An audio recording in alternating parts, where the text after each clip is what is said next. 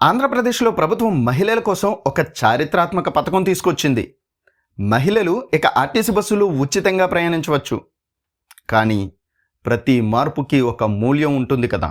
ఈ స్కీమ్ వల్ల రాష్ట్ర వ్యాప్తంగా సుమారు 30% ఆటో డ్రైవర్లు తమ ఆదాయం కోల్పోయారు. ఈ నష్టాన్ని భర్తీ చేసేందుకు ప్రభుత్వం ప్రతి సంవత్సరం దసరా రోజున ఆటో డ్రైవర్ల అకౌంట్లోకి 15,000 రూపాయలను జమ చేయాలని నిర్ణయించింది.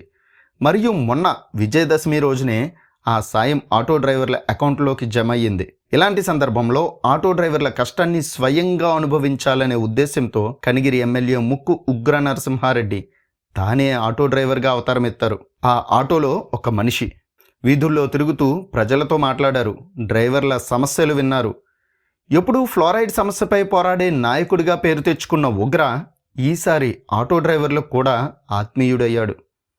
ముక్కు ఉగ్ర నరసింహారెడ్డి ఆటో నడిపిన నాయకుడు కాదు, ప్రజల మనస్సు నడిపిన మనిషి.